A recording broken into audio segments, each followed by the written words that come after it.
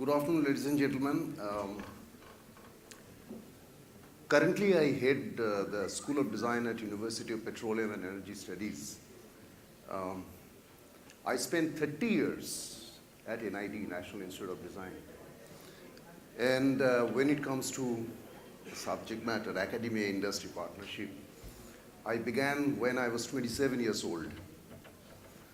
It was a typical beg-borrow situation because those days people didn't know what is design.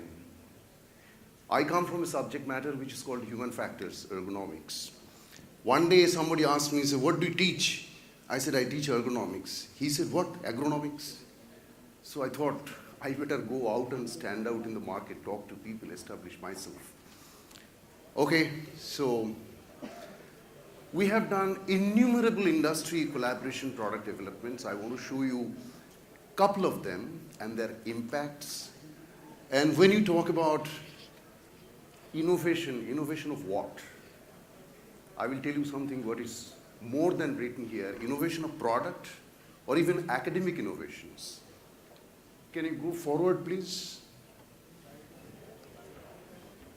This project was taken up with Aeronautical Development Agency, Ministry of Defense, way back in 1998. They designed this simulator, which is a breadboard model. This is a very high impact product for Ministry of Defense because this has to be given with when you sell a light combat aircraft program. Now, I want to signal a couple of very important things, especially to the young crowd, is that who takes the initiative first? Industry comes to you, the academia, saying that can you take it up? That was the point of time I was told that you are a non-designer. Don't get into this product job. There comes Shri Kumar. Shri Kumar said, yes, sir, I'm interested. Another signal is that if you look at government R&Ds in India, there's a huge number of products which require better design, better innovation coming up to the market. So what we gave them was this. Now this is not a rendered drawing. Imagine this is happening in 1998 when we needed a CNC machine to cut the sheets. Mr. Purushottam's industry in Bangalore was the first company to bring 3-axis CNC milling machine, cutting machine. Shri Kumar and I doing the product. And the product was launched.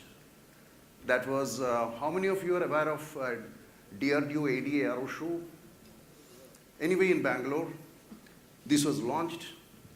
Second signal, when you talk about academia-industry collaboration, if you're really interested to collaborate, academia need to do their own marketing. I did my own marketing. I said, sir, if you are designing this simulator for a service engineer to a pilot, why not a simulator for a car driver, bus driver? By saying that, next signal, academia need to be more courageous, take responsibility to move forward. To cut the long story short, from there on your left, we got into a 7-year-long MOU between National Institute of Design and Aeronautical Development Agency, giving all design support to the products under LCA program. So whatever I'm showing you is 1/15 of the whole stuff that we designed, from 1 simulator to 8 simulators. Next signal, next project that I want to tell you is Indian Railways. How many of you remember about 15 years back when Indian Railways decided to buy those 6,000 horsepower engines and under an initiative of designing their own better, products? Now, this very interesting thing happened, those especially who are in academia. We were given the design improvement job. I reach DLW, Diesel Loco Works. First meeting with the chief design engineer. He said, who are you? I'm the chief design engineer. Chief mechanical engineer said, no.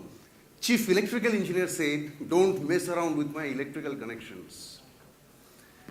And the chief mechanical engineer said, your benchmarking is going to be ABB engines. Where do I go? So anyway, by saying that, what I mean is academia need to know how to work with the ground staff, because I needed to know their manufacturing capability. I had to take my students to understand their manufacturing ability. So in one hand, this is the manufacturing ability, and CME wants it at the ABB level. So how do you take a right design decision for the commercial market? Ultimately, what we gave them was this. This was approved, taken up. Now what happens is, please understand, time is short, I need to squeeze down. In this process, I am taking the students through the process of understanding how to work with the industry. This how is more important than what. That is important to know. This is a very, very interesting slide. You talk about innovation, better design developments for the SME, small and medium sector enterprises. On the left-hand side, what you see is a vacuum forming machine. Then the client said, Ghoshal, can you give me a better design? I have got a huge market. When do you want this? Yesterday. So what we gave them was this. It had 500% absorption rate.